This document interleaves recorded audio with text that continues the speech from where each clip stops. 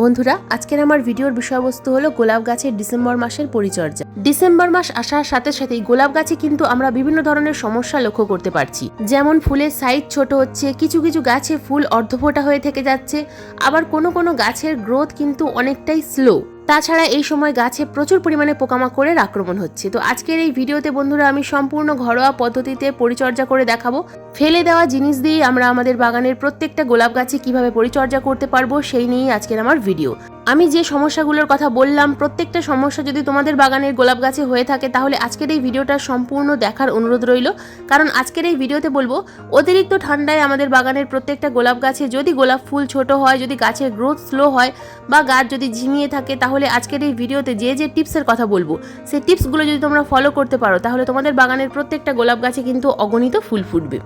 তাই আজকের এই ভিডিওটা সম্পূর্ণ মনোযোগ দিয়ে দেখার অনুরোধ রইল। একটু স্কিপ করে দেখো না বন্ধুরা, স্কিপ করে দেখলে অনেক কিছুই মিস করে ফেলবে। নমস্কার, আমি লাবণী, আমার বাগানে তোমাদের সবাইকে জানাই স্বাগত। প্রথমেই বলবো টিপস নাম্বার 1। এই সময় আমাদের বাগানের প্রত্যেকটা গোলাপ গাছকে ফুল সানলাইটের মধ্যে রাখতে হবে। গাছ যদি ছায়ায় থাকে তাহলে যে ফুলটা নভেম্বর মাসে অনেকটা বড় হয়ে ফুটতো সেই ফুল এই ডিসেম্বর মাসে অনেক ছোট হবে, ফুলের সাইজ বড় হবে না, ফুল অর্ধফোঁটা হয়ে থেকে যাবে, গাছের মধ্যে প্রচুর পরিমাণে পোকামাকড়ের আক্রমণ হবে, গাছের ভালো গ্রোথ হবে না। তাই চেষ্টা করবে সবসময় যেন গোলাপ গাছ রোদ্দুরের মধ্যে থাকে। Tips number 2। যদি তোমাদের বাগানে এখনো পর্যন্ত গোলাপ গাছের চারা প্রতিস্থাপন করে না থাকো তাহলে এটাই কিন্তু আদর্শ সময় গোলাপ গাছের চারা প্রতিস্থাপন করার। এই সময় তোমরা যে যেখানে থাকো সেখানকার আশেপাশে যে নার্সারি আছে সেই নার্সারিতে যোগাযোগ করো, সেখানে ভিজিট করো, তোমরা কিন্তু এই সময় ভালো চারা পেয়ে যাবে। এখন নার্সারিতে প্রচুর পরিমাণে চারা এসছে, তবে চারা সবসময় দেখে কিনবে। গাছের যে কাণ্ড সেটা যেন মোটা হয়, গাছের পাতায় যেন কোনো রকম কোনো রোগ পোকার আক্রমণ না থাকে, এই ধরনের চারা গাছ কেনার চেষ্টা করবে। গ্রাফটিং যে নোট, সেই গ্রাফটিং নোটের ওপর থেকে যেন 3-4টে ডাল আছে এই রকম ধরনের চারা কেনার চেষ্টা করবে। তাহলে কিন্তু তোমরা যে চারা গাছটা কিনে আনবে সেই চারা গাছ যদি সুস্থ হয় তাহলে খুব তাড়াতাড়ি বৃদ্ধি পাবে। আর যদি অসুস্থ চারা কিনে আনো তাহলে সেই চারা গাছকে কিন্তু খুব তাড়াতাড়ি বৃদ্ধি করতে পারবে না। তাছাড়া গাছ অনেক সময় প্রতিস্থাপন করার পর ঝিমিয়ে যায় বা গাছ মারা যায়। তাই সব সময় সুস্থ সবল চারা দেখে কিনে এনে প্রতিস্থাপন করবে। গোলাপ গাছ কিনে এনে সব সময় তোমরা কিছুদিন রেখে দেবে, তারপর গাছ প্রতিস্থাপন করবে। কিভাবে গোলাপ গাছ প্রতিস্থাপন করতে হয় সেই নিয়ে আগে কিন্তু আমি ভিডিও দিয়েছি, ডেসক্রিপশন বক্সে লিংক দিয়ে রাখবো, চাইলে দেখে নিতে পারো।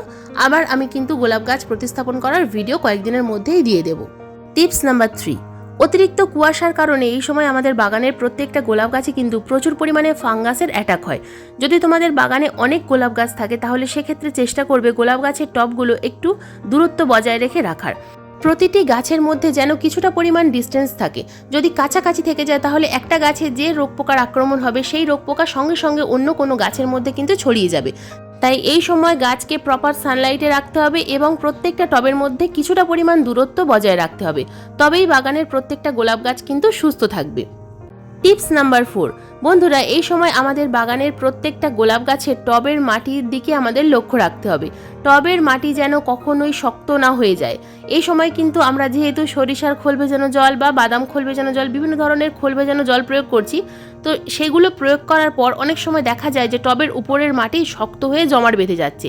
তাই সব সময় চেষ্টা করবে সপ্তাহে একবার করে একটু নিড়ানির সাহায্যে মাটিটাকে খুশে দেওয়ার। খুব বেশি গভীরে খোসার কোনো প্রয়োজন নেই, হালকা করে উপরের দিকের টপ সয়েলটাকে একটু খুশে দিতে হবে যেন নিচের দিকের শিকড় আলো বাতাস পায়। মাটি শক্ত হয়ে জমাট বেঁধে থাকলে টবের মিডিয়াতে কিন্তু প্রচুর পরিমাণে ফাঙ্গাসের আক্রমণ হয়, যার ফলে গাছের ক্ষতি হয়। Tips number 5। বন্ধুরা, ডিসেম্বর মাসে আমরা আমাদের বাগানের প্রত্যেকটা গোলাপ গাছে জল কতটা পরিমাণ প্রয়োগ করব, এই সময় কিন্তু আমাদেরকে একটু বুঝে বুঝে জল প্রয়োগ করতে হবে। উপরের টপ সয়েলটা শুকিয়ে গেছে কিন্তু অনেক সময় দেখা যায় যে নিচের দিকের মাটি ভেজা আছে।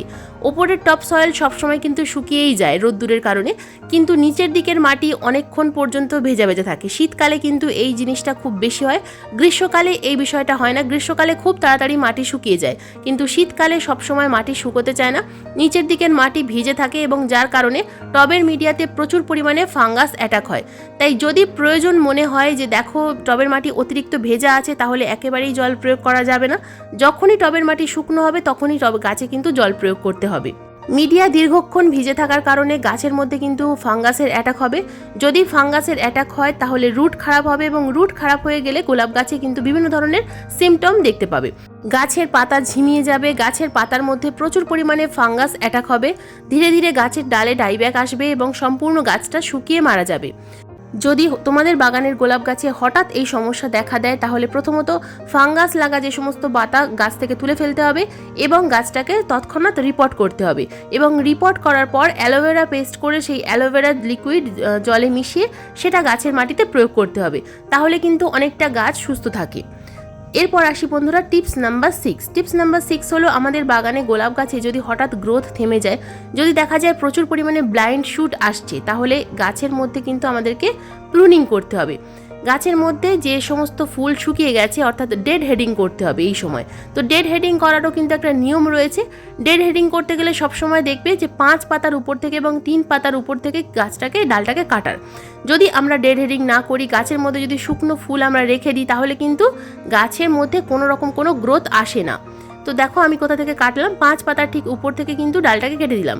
যদি তোমাদের গাছ ছোট হয়, যদি 5 পাতা বা 3 পাতা না থাকে, সেক্ষেত্রে তোমরা এইভাবে যে কোনো পাতার উপর থেকে কিন্তু কেটে দেবে। শুকনো ফুল কেটে দেওয়ার পরেই কিন্তু এই কাজটা আমাদের করতে হবে। গাছের যে ডালটা আছে কাটা অংশ, সেটাকে সিল করতে হবে। সিল করে না দিলে এই কাটা অংশটা কিন্তু ধীরে ধীরে ডাইব্যাক হয়ে যাবে এবং সম্পূর্ণ গাছটা অনেক সময় কালো হয়ে গিয়ে মারা যায়। তো সিল করে দিলে, গলানো মোমবাতি দিয়ে আমি সিল করলাম, তোমরা কিন্তু এখানে ফাঙ্গিসাইডের প্রলেপ লাগিয়ে দিতে পারো, তাহলেও খুব ভালো রেজাল্ট পাওয়া যায়। ডেড হেডিং করার পর তোমরা লক্ষ্য করতে পারবে কয়েকদিনের মধ্যেই মোটা ডালের নিচ থেকে কিন্তু ব্যাসাল শুট আসছে। বেসের কাছ থেকে যে ডালগুলো আসে সেটাকে বলা হয় ব্যাসাল শুট। তো এই ব্যাসাল শুট যদি তোমাদের গাছে কম আসে, সেক্ষেত্রে কিন্তু শুকিয়ে যাওয়া ফুলগুলোকে রাখবে না, তাহলে গাছে কিন্তু ব্যাসাল শুট আসবে না। বন্ধুরা, এই সময় আমাদের বাগানের প্রত্যেকটা গোলাপ গাছে কিন্তু প্রচুর পরিমাণে পোকামাকড়ের আক্রমণ হয়। সব থেকে বেশি হয় জাপ পোকা অর্থাৎ অ্যাফিডস। তো এটা কিন্তু সব থেকে বেশি আগে আক্রমণ করে আমাদের বাগানের জবা গাছে। প্রত্যেকটা জবা গাছে আগে আক্রমণ করে, তারপর সেই জবা গাছ থেকে কিন্তু ধীরে ধীরে আমাদের বাগানের প্রত্যেকটা গোলাপ গাছেও ছড়িয়ে পড়ে। তো এটা প্রথমে দেখা যায় কুঁড়ির ওপরে বসে কুঁড়ির রস খেয়ে নেয় এবং ধীরে ধীরে কুঁড়িটাকে শুকিয়ে দেয়। তো কুঁড়ি শুকিয়ে যাওয়ার পর গাছের কিন্তু কুঁড়িটা আর ফুলে পরিণত হয় না। সেই কারণে আমাদেরকে কিন্তু লক্ষ্য রাখতে হবে গাছে যেন কোনো রকমভাবে অ্যাফিডস না হয়। তো অ্যাফিডস অর্থাৎ কালো কালো যে ছোট ছোট দানা আকৃতির যে পোকা, এটাকেই বলা হয় অ্যাফিডস।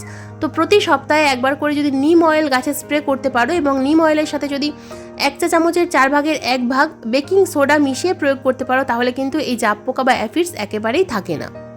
বন্ধুরা, এতক্ষণ তো বললাম আমাদের বাগানের প্রত্যেকটা গোলাপ গাছকে কিভাবে আমরা সুস্থ রাখবো। এবার আসি কি খাবার আমরা আমাদের বাগানের গোলাপ গাছে এই ডিসেম্বর মাসের 3য় সপ্তাহে প্রয়োগ করব। আমি কিন্তু প্রতি সপ্তাহে কি খাবার প্রয়োগ করতে হবে সেই নিয়ে ভিডিও অলরেডি দিয়ে দিচ্ছি।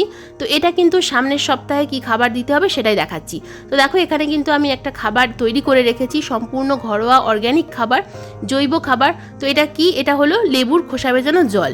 তো এর সঙ্গে আমি আরও একটা উপাদান মেশাবো। তো প্রথমেই দেখিয়ে দিই যে কীভাবে আমি লেবুর খোসা ভেজানো জল তৈরি করেছি।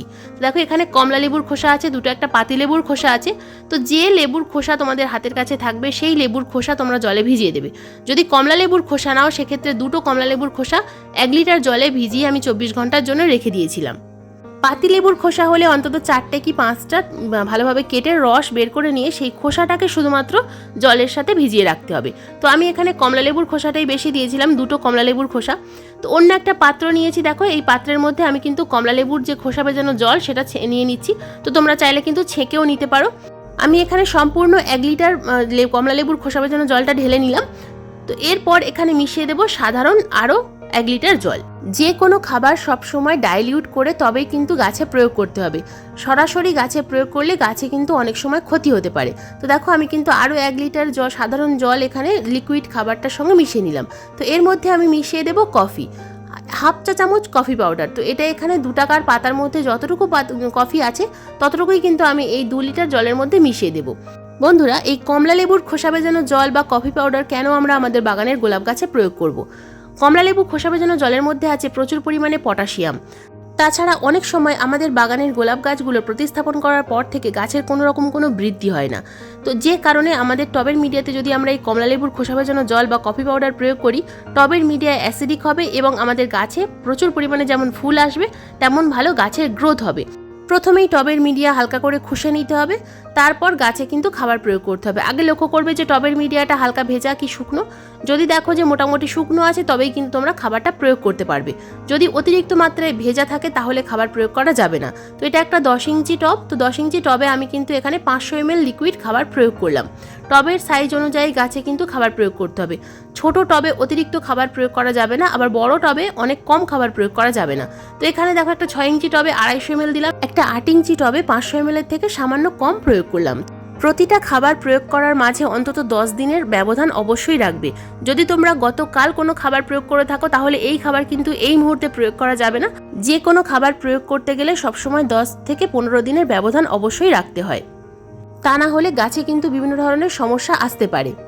বন্ধুরা, গোলাপ গাছে খাবার প্রয়োগ করার পাশাপাশি গাছে পেস্টিসাইড এবং ফাঙ্গিসাইড এই দুটো কিন্তু স্প্রে করতে ভুলে গেলে একেবারেই হবে না, কারণ গোলাপ গাছের রোগ পোকার আক্রমণ সব থেকে বেশি হয়। বিভিন্ন ধরনের ফাঙ্গাস প্রবলেমের কারণে গোলাপ গাছে অনেক রকম সমস্যা আসতে পারে। তো বন্ধুরা, এই ছিল আজকের আমার ডিসেম্বর মাসের তৃতীয় সপ্তাহে গোলাপ গাছের পরিচর্যার ভিডিও। আজকের এই ভিডিওটা তোমাদের কেমন লাগলো অবশ্যই কমেন্ট করে জানাবে। ভিডিও সংক্রান্ত যদি কোনো রকম কোনো প্রশ্ন থাকে কমেন্ট বক্সে কমেন্ট করবে, আমি যথাযথ উত্তর দেওয়ার চেষ্টা করব। আজকের এই ভিডিওটা যদি তোমাদের ভালো লেগে থাকে তো প্লিজ একটা লাইক করো, শেয়ার করো, হাইপ করো। চ্যানেলে নতুন বন্ধু হয়ে থাকলে চ্যানেলটাকে সাবস্ক্রাইব করে পাশের বেল আইকনটা প্রেস করে দিও এরকম নিত্য নতুন বাগান সংক্রান্ত ভিডিও দেখার জন্য। এরকম নিত্য নতুন বাগান সংক্রান্ত ভিডিও কিন্তু আমি প্রতিদিন ঠিক সন্ধ্যা 6টার সময় আপলোড করে থাকি। ভিডিও আপলোড করার সঙ্গে সঙ্গে যখনই ভিডিও লাইভ হবে তোমাদের মোবাইল স্ক্রিনে অথবা কম্পিউটার স্ক্রিনে ভিডিওর নোটিফিকেশন পৌঁছে যাবে। আজকের এই ভিডিওটা সম্পূর্ণ মনোযোগ দিয়ে দেখার জন্য তোমাদের সবাইকে জানাই অসংখ্য অসংখ্য ধন্যবাদ।